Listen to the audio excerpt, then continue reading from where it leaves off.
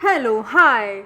Welcome to all in my class. Friend, this is Archana Economica जो provide कराता है economics, home science and general studies से related all the content free of cost. हमारा home science का ही series चल रहा है, वो भी होम साइंस में हमारा चाइल्ड डेवलपमेंट राइट CDP का सीरीज चल रहा है। एंड अकॉर्डिंग टू जैसा कि पहले आपने देखा था 600 पेज तक हमने जो है लास्ट क्वेश्चन कर दिए थे, उसी का आंसर यहाँ हम डिटेल एक्सप्लेन कर रहे हैं। कोहल वर्ग के अनुसार नैतिक समझ के चरणों का सही क्रम क्या होता है बेटा? कोहल वर्ग ने जो है नैतिक विकास, नैतिक समझ माने नैतिक विकास, उसके चरण जो है स्टेप्स जो हैं वो कैसे हैं? सबसे पहले फर्स्ट आता है दंड और आज्ञा पालन की ओर प्रवृत्ति। दूसरा प्रबोधन उद्देश्य की ओर प्रवृत्ति। थर्ड आता है अच्छा लड़का अच्छी लड़की बनने की प्रवृत्ति। फोर्थ क्या आता है? सामाजिक व्यवस्था बनाए रखने की प्रवृत्ति। राइट बेटा, चैनल को लाइक कर दीजिए, सब्सक्राइब कर दीजिए, अपने दोस्तों में शेयर कर दीजिए। राइट ये आपका क्वेश्चन है जिसमें टेबल्स दिए हुए हैं 2, इनको आपको मैच करना है। राइट देख लीजिए, मैच कीजिए, तब तक हम डायरेक्ट आंसर पे आते हैं। ये देखिए बेटा, शारीरिक आवश्यकता, थोड़ा बड़ा कर दें क्या साइज में? शारीरिक आवश्यकता भोजन और घर से रिलेटेड है। राइट एंड सुरक्षा की आवश्यकता भय से मुक्ति के लिए आवश्यक है। सामाजिक आवश्यकता सामाजिक वार्तालाप के लिए आवश्यक है, सोशल इंटरेक्शन के लिए आवश्यक है। सम्मान स्वाभिमान के लिए आवश्यक है। और आपका स्व कार्यान्वयन स्व अनुशासन के लिए आवश्यक है। राइट बेटा, चलो। नवजात शिशु को सामना करना पड़ता है, किस चीज़ का सामना करना पड़ता है? समायोजन की समस्याओं का। नवजात शिशु, हाँ, उसको समायोजन में समस्याएं होती हैं, उसको फेस करना पड़ता है। राइट देखिए, नवजात अवस्था जन्म से लेकर 2 सप्ताह तक की मानी जाती है। इस अवस्था को समायोजन की अवस्था, पीरियड ऑफ एडजस्टमेंट भी कहते हैं, क्योंकि इस समय शिशु गर्भाशय के आंतरिक वातावरण से बाहर निकलकर बाहर के वातावरण में समायोजन स्थापित करने का प्रयत्न करता है। राइट कोशिश करता है। विकास के सभी क्षेत्र कौन कौन से होते हैं बेटा? तो हमारे एक दूसरे से रिलेटेड होते हैं। राइट एक दूसरे से संबंधित होते हैं। करेक्ट। विकास एक निरंतर चलने वाली प्रक्रिया है, हम सभी जानते हैं, जो जन्म से लेकर मृत्यु तक चलता है। राइट गर्भावस्था से मृत्यु तक चलता है। जब बच्चा गर्भ में आ जाता है उसी समय से उसका विकास की प्रक्रिया शुरू हो जाती है। राइट मृत्यु तक अविराम गति से चलती रहती है। विकास के अंतर्गत वे सभी शारीरिक, मानसिक, संवेगात्मक, सामाजिक परिवर्तन आते हैं जो गर्भाशय से मृत्यु तक निरंतर मनुष्य के शरीर में होते रहते हैं। करेक्ट। अब देखो, ये पैरों की उंगलियां हैं। राइट पैरों की उंगलियों को पंखी के समान फैलाना क्या कहा जाता है? ऑप्शंस हैं, आप इनमें आंसर ढूंढिए, तब तक हम सीधे आंसर की तरफ चलते हैं। पैर की उंगलियों को पंखी के समान फैलाना एक सहज क्रिया है। राइट जो फैलाया जाता है, फैला के रखते हैं, मतलब कुछ बच्चे करते हैं ना, हम भी करते हैं। पैरों की चारों उंगलियों को फैला लेते हैं पंखे के समान, तो जो सहज प्रक्रिया है। राइट सहज क्रिया है। सामाजिक स्त्रीकरण एवं सामाजिक विभाग से संबंधित है कि क्या संबंधित है? जाति जो है सामाजिक स्त्रीकरण और सामाजिक विभाजन से संबंधित है। प्रत्येक व्यक्ति जन्म से एक जाति प्राप्त करता है। जातीय चेतना उसे निर्देश देती है कि उस व्यक्ति को क्या करना है अथवा क्या नहीं करना। करेक्ट। 6 महीने से 2 वर्ष के बीच बच्चों के अस्थायी दांतों की संख्या कितनी होती है? 20 होती है। ठीक, 6 माह से 2 वर्ष के बीच के जो बच्चे होते हैं उनकी अस्थायी दांतों की संख्या 20 होती है। 6 माह से 2 वर्ष के बीच बच्चों की अस्थायी दांतों की संख्या 20 होती है। दांत जीवन काल में 2 बार निकलते हैं। पहली बार के दांतों को दूध के दांत कहते हैं या अस्थायी दांत कहते हैं। दूसरी बार के दांतों को स्थायी दांत कहते हैं। मनुष्य में दांत मैक्सिला और डेंटरी अस्थि पर स्थित होते हैं, राइट। चलो, एक शिशु सहारा लेकर बैठना प्रारंभ करता है किस आयु में? किस आयु में बैठना प्रारंभ करता है बेटा? 6 to 7 मंथ, राइट। 6 से 7 माह में। जन्म के समय शिशु में इतनी क्षमता नहीं होती कि वह अपने शरीर का संचालन कर सके। 4 या 5 माह की आयु में बालक अपना सिर उठाने योग्य हो जाता है। 6 से 7 माह का बालक सहारा लेकर बैठना आरंभ कर देता है, राइट। बालक के प्रारंभिक सामाजिक विकास का आधारीय कारक क्या है देखिए आप और बताइए। तो उसकी मानसिक स्थिति है, राइट। क्या है? मानसिक स्थिति है। बालक के प्रारंभिक सामाजिक विकास का आधारीय कारक उस व्यक्ति की मानसिक स्थिति होती है। उसकी मानसिक स्थिति जितनी अच्छी होगी उसका उतना ही उसका विकास होगा। सामाजिक विकास के कारकों का अध्ययन करते समय विभिन्न सामाजिक विचारकों जैसे मिडल हाउस आकबर्न महोदय ने निम्नलिखित सामाजिक कारकों का उल्लेख किया, राइट। कौन से सामाजिक कारक है? इसको रट लो। देखो कौन कौन से सामाजिक कारक है? सामंजस्य, आविष्कार, प्रसार, ज्ञान भंडार, औद्योगिकरण, नगरीकरण, आर्थिक स्थिति, सामाजिक गतिशीलता। फिर से याद करो। सामंजस्य, आविष्कार, प्रसार, ज्ञान भंडार, औद्योगिकरण, नगरीकरण, आर्थिक स्थिति, सामाजिक गतिशीलता। फिर से याद करो। सामंजस्य, आविष्कार, प्रसार, ज्ञान भंडार, औद्योगिकरण, नगरीकरण, आर्थिक स्थिति, सामाजिक गतिशीलता, राइट। रट डालो, कुछ भी छोड़ो मत बेटा, ठीक है ना। नेक्स्ट टाइम पता नहीं क्या होगा, कैसे होगा, सिलेबस चेंज होगा, क्वेश्चन कैसे बनेंगे, यू कांट से एनीथिंग। आपको भी नहीं मालूम, हमें भी नहीं मालूम, राइट। लेकिन अभी जो आपको मिल रहा है दे दो, क्योंकि नेक्स्ट टाइम से अभी एनईपी के अकॉर्डिंग मतलब सिलेबस भी काफ़ी चेंज होगा। क्या आएगा, क्या सिचुएशन बैठेगी, कब वैकेंसी आएगी, नहीं आएगी, नहीं पता। तो मेहनत कर लो, नहीं तो बाद में सिवाय पछतावे के कुछ नहीं रहता, ठीक है ना। चलो,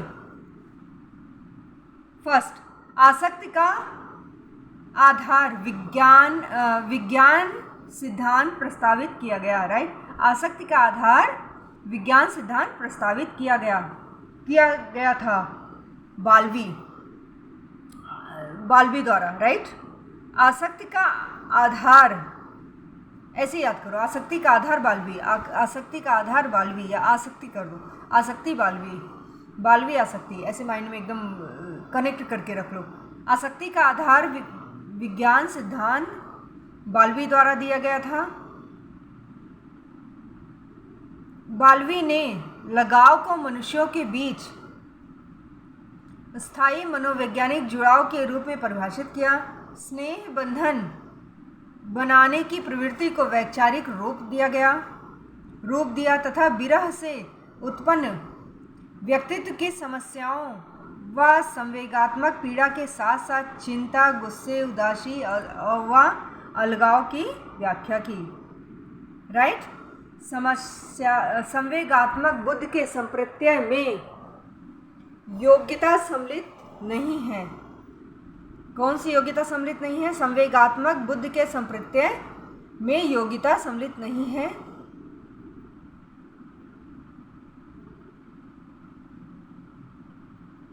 तो आपका संवेग उत्तेजित करने की, राइट, सम्मिलित नहीं है। संवेग उत्तेजित करने की संवेगात्मक बुद्धि जो स्वयं की एवं दूसरे की भावनाओं संवेगों को समझने, व्यक्त करने और नियंत्रित करने की योग्यता है। अपनी भावनाओं संवेगों को समझना, उनका उचित तरह से प्रबंध करना ही भावनात्मक समझ है। बालक का आयु वर्ग जिसमें सोच विचार क्षमता शुरू हो, ठीक, वो कौन सा होता है? 2.5 to 3 ईयर, 2.5 से 3 साल जिसमें सोच विचार की क्षमता शुरू हो जाती है। तो 2.5 से 3 साल के बालक में सोचने विचारने की क्षमता शुरू हो जाती है। बालक की सोचने विचारने की क्षमता 2.5 से 3 वर्ष में शुरू हो जाती है। इस आयु में बालक की मानसिक प्रक्रियाओं का विकास तीव्र गति से होता है। वह अपने आसपास की प्रत्येक वस्तु की जानकारी चाहता है। सीखना, प्रक्रियाओं को दोहराना, अनुकरण करना, वस्तुओं का निरीक्षण करना आदि क्रियाओं से वह स्वयं प्रत्यक्ष अनुभव करने लगता है, जिससे मानसिक क्षमताओं का विकास होता है। राइट। मूल संवेग कौन से हैं? खुशी और गुस्सा, ये मूल संवेग है। राइट। संवेग 2 प्रकार के होते हैं, एक मूल और एक आत्मचेतन संवेग। मूल संवेग भावनाओं का एक समूह है जो आमतौर पर सभी मनुष्यों में होते हैं, जैसे क्रोध, घृणा, खुशी, भय, उदासी। राइट। तो क्रोध को यहाँ गुस्सा कर दिया है, तो उससे कंफ्यूज मत होना। करेक्ट। चलो बेटा,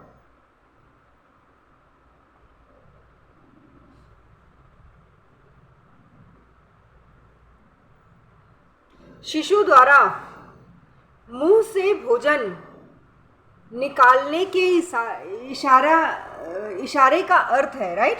शिशु द्वारा मुंह से, जो बच्चे को आप खिलाते हो, बच्चा मुंह से भोजन निकाल देता है, इसका अर्थ क्या है? मुंह से भोजन निकालने का अर्थ क्या है? वह संतृप्त है और भूखा नहीं है, मतलब वह संतुष्ट हो गया है। राइट। शिशु द्वारा मुंह से भोजन निकालने के इशारे का अर्थ है वह संतृप्त हो गया और भूखा नहीं है। करेक्ट। विद्यार्थी द्वारा इतिहास कक्षा में सिखाई गई अवधारणा का उपयोग हिंदी कक्षा में किया जाता है। यह उदाहरण है, किस चीज़ का है? धनात्मक अंतरण का उदाहरण है। विद्यार्थी द्वारा इतिहास कक्षा में सीखी गई अवधारणा का उपयोग हिंदी कक्षा में किया जाता है। यह उदाहरण धनात्मक अंतरण का है। धनात्मक अंतरण को सकारात्मक अंतरण भी कहते हैं। जब पूर्व अर्जित ज्ञान नवीन ज्ञान को अर्जित करने में सहायक होता है तो उसे धनात्मक अंतरण कहते हैं। सीखना आवश्यकता की पूर्ति की प्रक्रिया के द्वारा होता है। हल का यह कथन, यानी एक चीज़ तो आपने जान लिया, ये हल ने कहा है। सीखना आवश्यकता की पूर्ति की प्रक्रिया द्वारा होता है, प्रक्रिया के द्वारा होता है। यह कथन किसका है? हल का। हल का सिद्धांत कौन सा है ये बताओ? हल का सिद्धांत है प्रबलन का सिद्धांत। सीखना आवश्यकता की पूर्ति की प्रक्रिया द्वारा होता है, यह हल का कथन है जो प्रबलन सिद्धांत या पुनर्बलन, हल ने प्रबलन और पुनर्बलन यानी थ्योरी ऑफ रीइंफोर्समेंट का सिद्धांत दिया था। राइट, से संबंधित है। इस सिद्धांत में हल ने बताया कि आवश्यकता, नीड, राइट, अधिगम का आधार है। भाई जब हम किसी चीज़ की नीड होगी तभी तो हम मतलब काम करेंगे। राइट, यही बता रहा है। तभी हम कोई चीज़ सीखना चाहेंगे, मतलब आवश्यकता होगी तभी सीखेंगे ना, ये बोल रहा है। लर्निंग तभी होगी। अधिगम का आधार है, अर्थात आवश्यकता ही चालक है। राइट, आवश्यकता पूरी होते ही चालक कम हो जाता है, जिससे अधिगम की दर कम होने लगती है। करेक्ट। सीखने के सूझ के सिद्धांत, इस सिद्धांत के प्रवर्तक कोहलर हैं। इसमें यह विचार किया जाता है कि सीखने की प्रतिक्रिया में सूझ की आवश्यकता पड़ती है। सूझ की मतलब सूझ का सिद्धांत किसका है? कोहलर का। रट डालो कौन सा प्रिंसिपल, कौन सा सिद्धांत किसने दिया है। राइट, इस सिद्धांत के प्रवर्तक कोहलर हैं। इसमें यह विचार दिया जाता है कि सीखने की प्रक्रिया में सूझ की आवश्यकता पड़ती है। सूझ की आवश्यकता विशेष रूप से उस समय पड़ती है जब समस्या के पूर्ण स्वरूप को समझने में बाधा उत्पन्न होती है। संबद्ध प्रतिक्रिया, इस सिद्धांत के प्रवर्तक पावलोव हैं। इस सिद्धांत के अनुसार शिक्षक को यह प्रयास करना चाहिए कि सीखने वाले संबंधों को प्रत्यक्ष कर सके, जैसे कार्य कारण संबंध, ज्ञान से अज्ञान संबंध, नए से पुराने का संबंध, विशिष्ट से सामान्य का संबंध। आगे चले सरकार, हो गया? हाँ हो गया। अच्छा चलो अब नेक्स्ट पेज पे चलते हैं।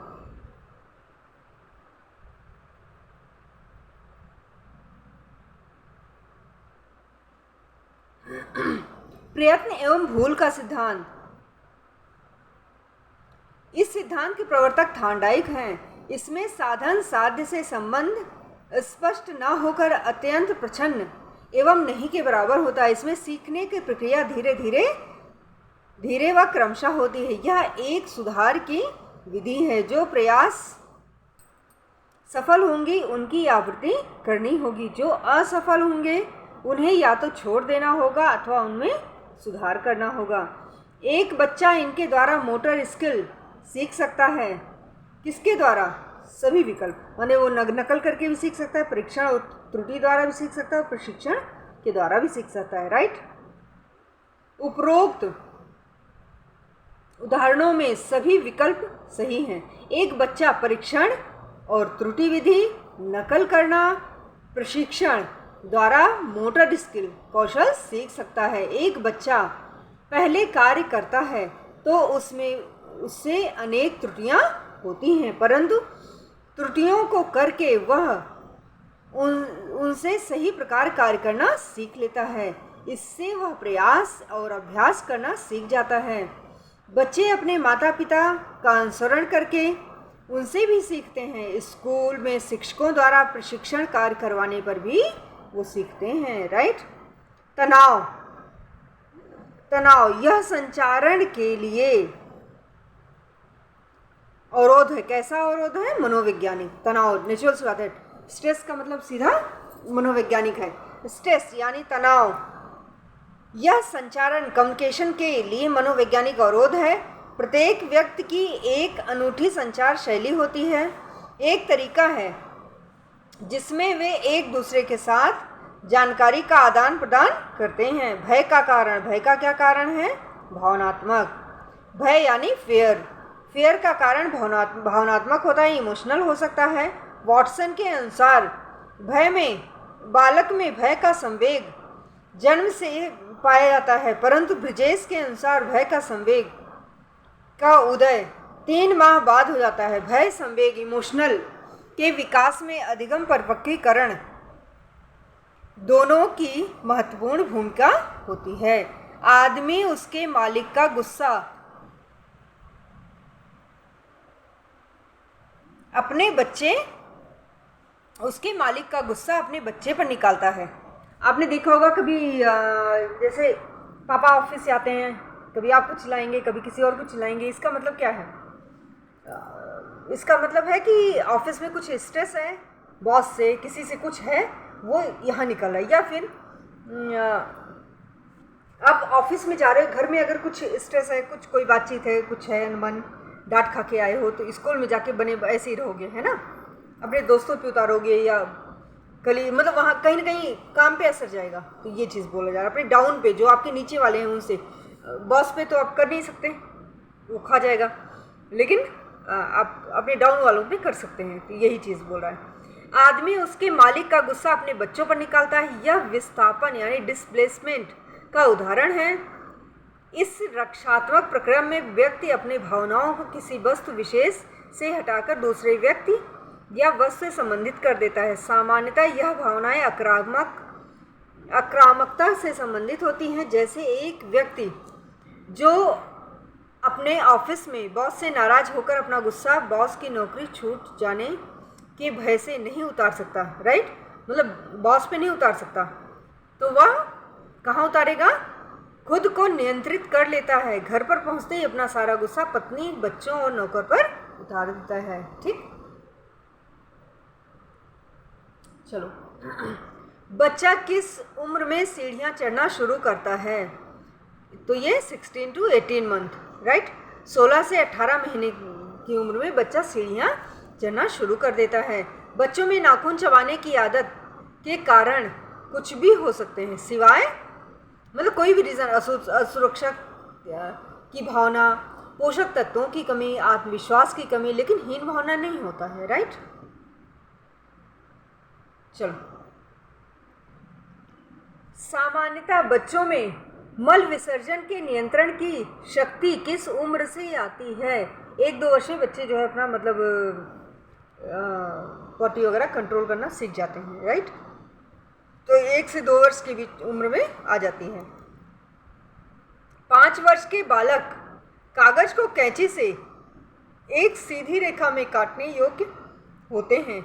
यह कौशल है, कैसा कौशल है? सूक्ष्म क्रियात्मक कौशल है। 5 वर्ष के बालक कागज को कैंची से एक सीधी रेखा में काटने योग्य हो जाते हैं। यह कौशल सूक्ष्म क्रियात्मक कौशल है।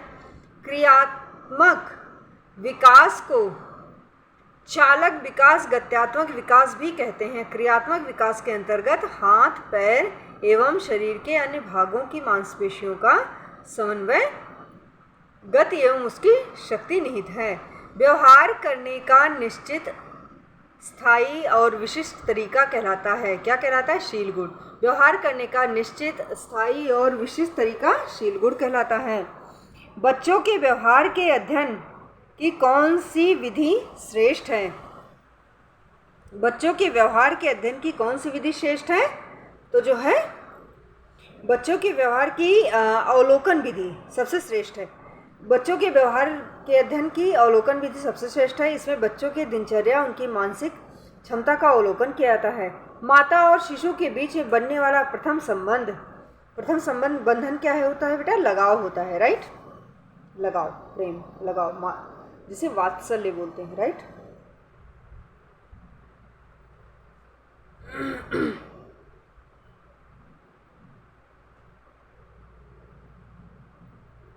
क्रियात्मक समन्वय का अर्थ, क्रियात्मक समन्वय का अर्थ, अब बताइए। 4 ऑप्शंस हैं, इसमें क्या है? अंगों, मांसपेशियों का आपसी समन्वय। क्रियात्मक समन्वय का अर्थ 2 अंगों की मांसपेशियों का आपसी समन्वय है।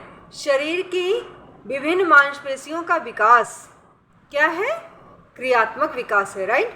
शरीर की विभिन्न मांसपेशियों का विकास क्रियात्मक विकास होता है।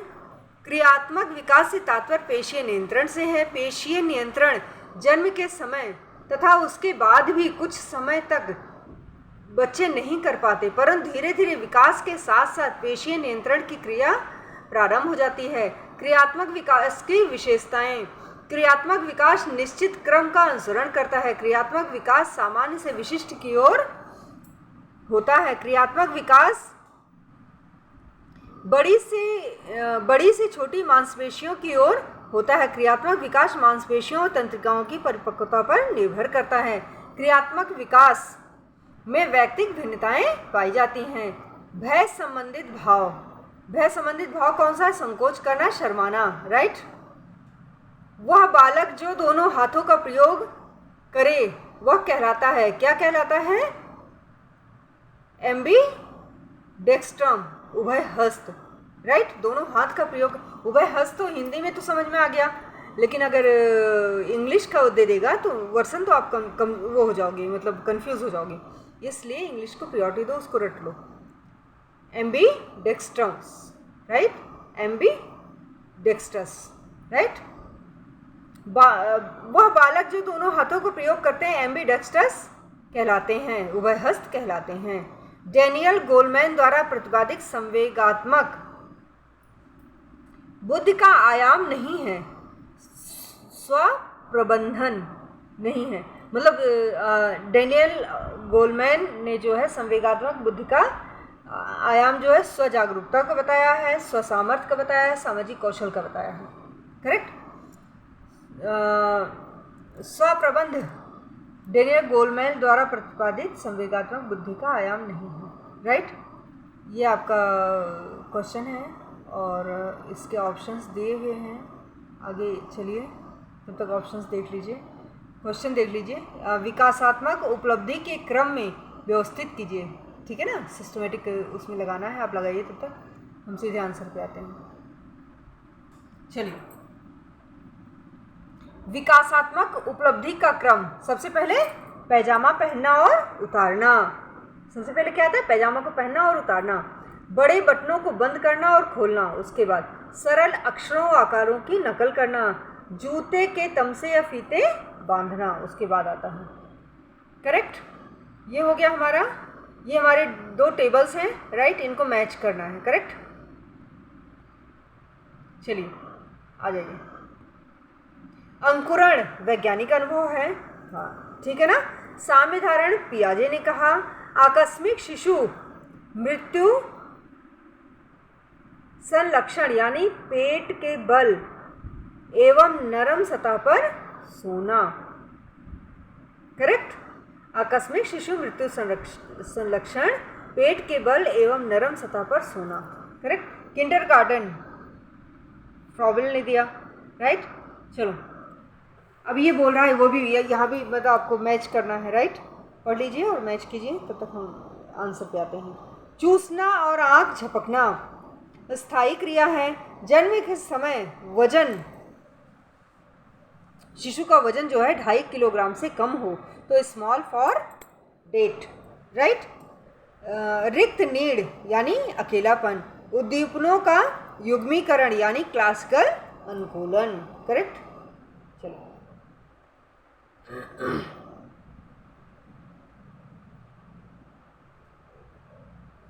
दबी हुई संवेगात्मक ऊर्जा के बाहर निकलने को कहते हैं, क्या कहते हैं? संवेगात्मक विरेचन और भावोन्नयन। दबी हुई संवेगात्मक ऊर्जा के बाहर निकलने को संवेगात्मक विरेचन और भावोन्नयन कहते हैं। Emotional catharsis, right.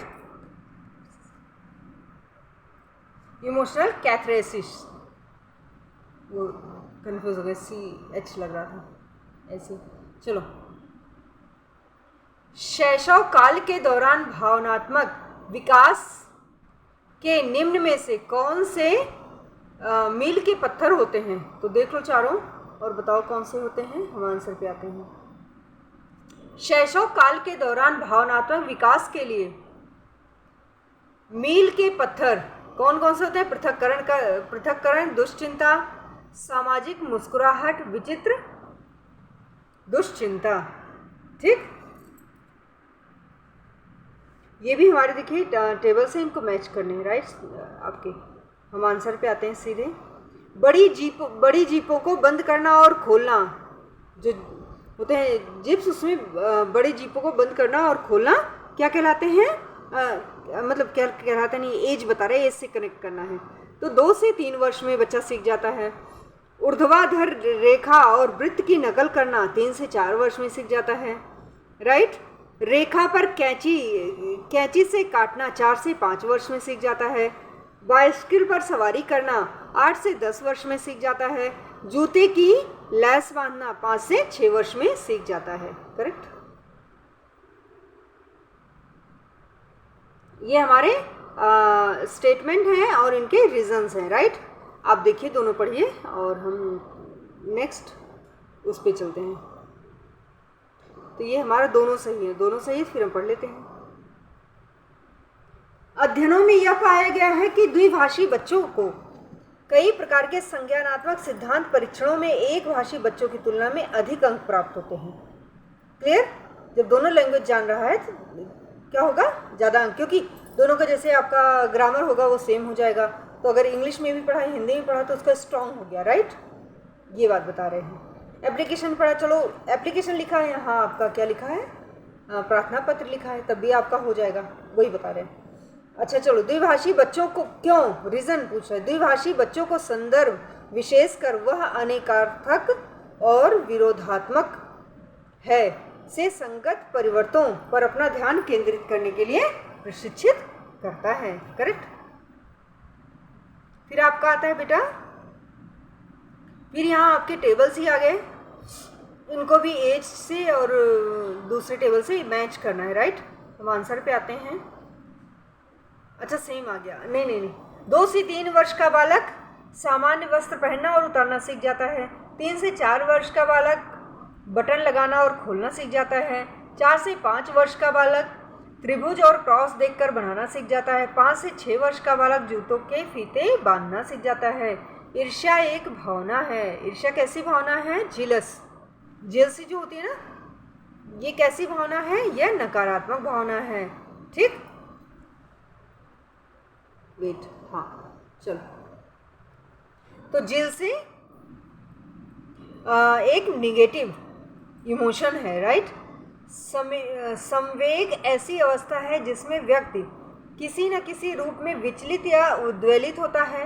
यदि संवेग धनात्मक पॉजिटिव है तो प्रसन्नता का अनुभव होता है, जैसे प्रेम या सुख, और यदि संवेग विशेषात्मक है तो चिंता एवं भय का अनुभव होता है, जैसे प्रेम या सुख, और यदि संवेग निषेधात्मक है तो चिंता एवं भय का अनुभव होता है।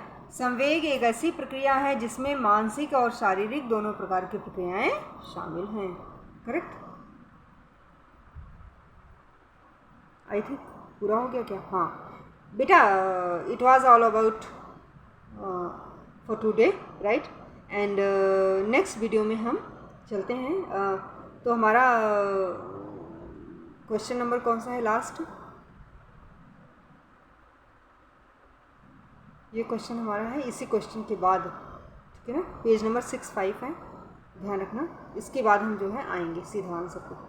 तब तक चलते हैं, तब तक के लिए हंसते रहिए, मुस्कुराते रहिए, स्वस्थ रहिए, मस्त रहिए, व्यस्त रहिए, और चैनल को लाइक कर दीजिए, सब्सक्राइब कर दीजिए और शेयर कर दीजिए अपने दोस्तों में। Okay, bye bye, see you.